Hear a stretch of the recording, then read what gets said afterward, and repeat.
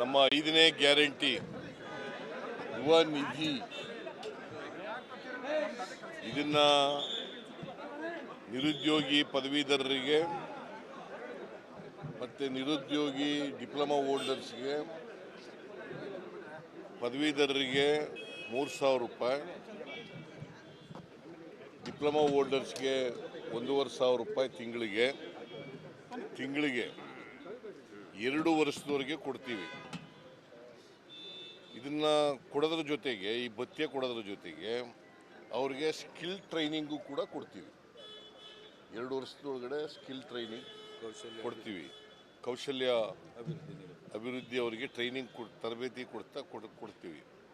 ಯಾಕೆ ಕೊಡ್ತೀವಿ ಅಂತಂದರೆ ಅವ್ರಿಗೆ ಕೆಲಸ ತಗೊಳ್ಳಿ ಅನ್ನೋ ಕಾರಣಕ್ಕೋಸ್ಕರ.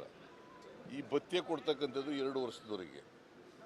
ಒಂದು ವೇಳೆ 2 ವರ್ಷದೊಳಗಡೆ ಕೆಲಸ ಸಿಕ್ಕಿದ್ರೆ ಅವರು ಕೊಡಲ್ಲ. ಅದು ಸರ್ಕಾರಿ ಕೆಲಸ ಇರ್ಬೋದು, ಅಥವಾ ಖಾಸಗಿನಲ್ಲಿ ಕೆಲಸ ಇರ್ಬೋದು, ಅಥವಾ ಸ್ವಯಂ ಉದ್ಯೋಗ ಮಾಡ್ತಕ್ಕಂಥದ್ದು ಇರ್ಬೋದು. ಇದನ್ನು ಮಾಡಿದ್ರೆ ಅವ್ರಿಗೆ ಕೊಡಲ್ಲ. ಗೊತ್ತಾಯ್ತಲ್ಲ? ಇಲ್ಲದೆ ಹೋದರೆ 2 ವರ್ಷದವರೆಗೆ ಕೊಡ್ತೀವಿ. ಸ್ಕಿಲ್ ಟ್ರೈನಿಂಗು ಕೂಡ ಕೊಡ್ತೀವಿ.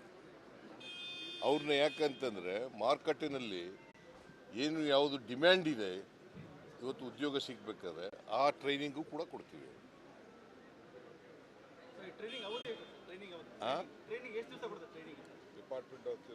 ಅದು ಡಿಪಾರ್ಟ್ಮೆಂಟ್ನವರು ಎಷ್ಟು ದಿನ ಕೊಡಬೇಕು ಅನ್ನೋದನ್ನು ಮಾಡ್ತಾರೆ. 3 ತಿಂಗಳು ಕೊಡಬೇಕಾ, 6 ತಿಂಗಳು ಕೊಡಬೇಕಾ, ಅದನ್ನು ಮಾಡ್ತಾರೆ. ಟ್ರೈನಿಂಗ್ ಕೊಡ್ತೀವಿ. ಸರ್, ಈ ಗ್ಯಾರಂಟಿಗಳ ಬಗ್ಗೆ ಬಿಜೆಪಿ ವಿಪಕ್ಷ ನಾಯಕರು ಸಾಕಷ್ಟು ಟೀಕೆ ಮಾಡ್ತಾರೆ ಸರ್. ಬಿಜೆಪಿ ಯಾರು ಗ್ಯಾರಂಟಿಗಳ ಬಗ್ಗೆ ಪಾಪ ಗ್ಯಾರಂಟಿಗಳು ಅವ್ರು ಏನು ಮಾಡಿಲ್ವಲ್ಲ ಕೆಲಸನ, ಅದಕ್ಕೆ ನಾವು ಕೊಡ್ತಾ ಇದೀವಲ್ಲ, ಅದರಿಂದ ಅವ್ರಿಗೆ ಹೊಟ್ಟೆ ಉರಿ ಶುರುವಾಗ್ಬಿಟ್ಟದೆ, ನುಂಗಲಾರ ತುತ್ತಾಗ್ಬಿಟ್ಟದೆ. ಅದಕ್ಕೆ ಅವರು ಈ ಥರ ಎಲ್ಲ ಟೀಕೆ ಮಾಡೋಕ್ಕೆ ಶುರು ಮಾಡ್ತಾರೆ. Is it not A fact? 1,18,00,000 ಮಹಿಳಾ ಯಜಮಾನಿಯರಿಗೆ ತಿಂಗಳಿಗೆ 2,000 ರೂಪಾಯಿ ಕೊಡ್ತಾ ಇರೋದು ಸತ್ಯನಾ ಸುಳ್ಳ? ನೀವು ವೆರಿಫೈ ಮಾಡಿ. ಅವ್ರು ಹೇಳೋದನ್ನ ಕೇಳಕ್ಕೆ ಹೋಗ್ಬಿಡಿ, ವೆರಿಫೈ ಮಾಡಿ. ನಾನು ಹೇಳೋದನ್ನು ಕೇಳಬೇಡಿ, ವೆರಿಫೈ ಮಾಡಿ. ಆಮೇಲೆ ಇವತ್ತಿನವರಿಗೆ 130 ಕೋಟಿ ಮಹಿಳೆಯರು, irrespective of the caste, religion, language, ಅವರೆಲ್ಲರೂ ಕೂಡ 130 ಕೋಟಿ ಮಹಿಳೆಯರು, ಎಲ್ಲ ಜಾತಿಯವರು, ಎಲ್ಲ ಧರ್ಮದವರು ಫ್ರೀಯಾಗಿ KSRTC ಬಸ್ನಲ್ಲಿ ತಿರುಗಾಟ ಮಾಡಿರೋದು ಸುಳ್ಳ? ನೀವು ಯಾರು ಹೆಣ್ಮಕ್ಳು ಕೇಳಿದ್ದೀರಾ? ಕೇಳಿ, ವೆರಿಫೈ ಮಾಡಿ. 200 ಯೂನಿಟ್ವರೆಗೆ ಫ್ರೀಯಾಗಿ ವಿದ್ಯುತ್ ಕೊಡ್ತಾ ಇರ್ತಕ್ಕಂಥದ್ದು ಸುಳ್ಳ? 1,51,00,000 ಜನರಿಗೆ, ಕುಟುಂಬಗಳಿಗೆ ಫ್ರೀಯಾಗಿ ವಿದ್ಯುತ್ತನ್ನು ಕೊಡ್ತಾ ಇದ್ದೀವಿ. ಸುಳ್ಳ ಅದು? ಅನ್ನಭಾಗ್ಯ ಕಾರ್ಯಕ್ರಮ 170 ರೂಪಾಯಿ ಪ್ರತಿಯೊಬ್ಬರಿಗೆ ಕೊಡ್ತಾ ಇದ್ದೀವಿ. 34 ರೂಪಾಯಿನಂತೆ 1 kgಗೆ, 5 kgಗೆ 170 ರೂಪಾಯಿ ಕೊಡ್ತಾ ಇದ್ದೀವಿ. ಸುಳ್ಳ? ಅವರು ಹೇಳ್ತಾರೆ ಅಂತಂದರೆ ನೀವು ವೆರಿಫೈ ಮಾಡಿ ಅವ್ರನ್ನ. ನಾನು ಹೇಳೋದನ್ನು ವೆರಿಫೈ ಮಾಡಿ, ಅವ್ರು ಹೇಳೋದನ್ನು ವೆರಿಫೈ ಮಾಡಿ, ಕಮ್ ಟು ಸಮ್ ಕನ್ಕ್ಲೂಷನ್. ಆಮೇಲೆ ಏನು ಬರೀಬೇಕು, ಸತ್ಯ ಬರೀರಿ.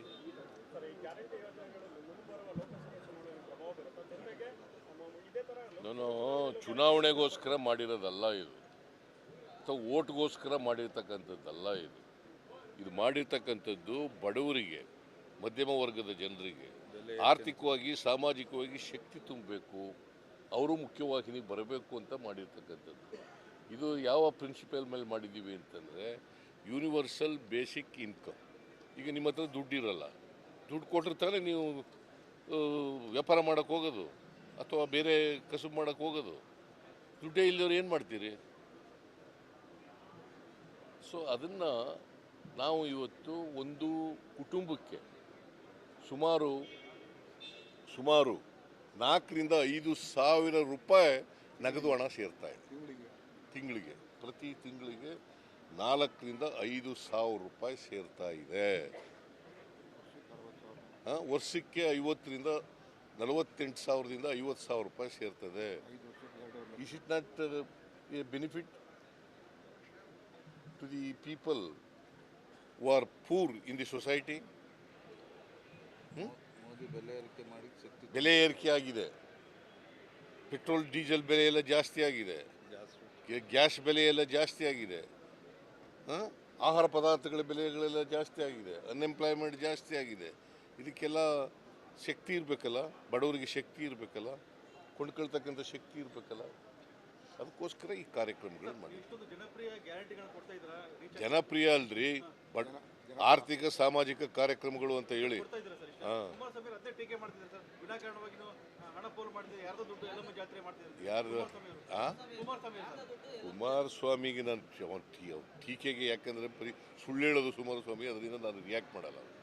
ಬರೀ ಸುಳ್ಳು ಹೇಳೋದು ಕುಮಾರಸ್ವಾಮಿ ಅಂದರೆ ಸುಳ್ಳು ಅಂದರೆ ಕುಮಾರಸ್ವಾಮಿ, ಅದರಿಂದ ನಾನು ಉತ್ತರ ಕೊಡಲ್ಲ. ಇನ್ನೇನಾದ್ರು ಇದ್ರೆ ಕೇಳಪ್ಪ. ಅಯೋಧ್ಯೆಗೆ ಸರ್ ನಮಗೆ ಆಹ್ವಾನ ನೋಡಪ್ಪ, ಆಹ್ವಾನ ಬಂದಿಲ್ಲ. ಶ್ರೀರಾಮಚಂದ್ರನ ನಾವು ಪೂಜೆ ಮಾಡೋದ್ರಲ್ಲಿ ಅವ್ರಿಗಿಂತ ಏನು ಹಿಂದೆ ಬಿದ್ದಿಲ್ಲ. ನಾವು ಶ್ರೀರಾಮಚಂದ್ರನ ನಾವು ಪೂಜೆ ಮಾಡ್ತೀವಿ, ಶ್ರೀರಾಮನ ಭಕ್ತರು ಕೂಡ ನಾವು. ಅದನ್ನು ರಾಜಕೀಯ ಮಾಡಕ್ಕೆ ಕೊಟ್ಟಿದ್ದಾರಲ್ಲ, ಅವರು ರಾಜಕೀಯ ಮಾಡಕ್ಕೆ ಕೊಟ್ಟಿದ್ದಾರೆ. ಇದನ್ನು ಅಯೋಧ್ಯೆಯಲ್ಲಿ ಶ್ರೀರಾಮ ಮಂದಿರ ಕಟ್ಟಿಸಿ ರಾಜಕೀಯ ಮಾಡಕ್ಕೆ ಕೊಟ್ಟಿದ್ದಾರಲ್ಲ. ಈ ರಾಜಕೀಯ ವಿರೋಧ ಮಾಡ್ತೀವಿ ಹೊರತು ಶ್ರೀರಾಮಚಂದ್ರನ ವಿರೋಧ ಮಾಡಲ್ಲ ನಾವು.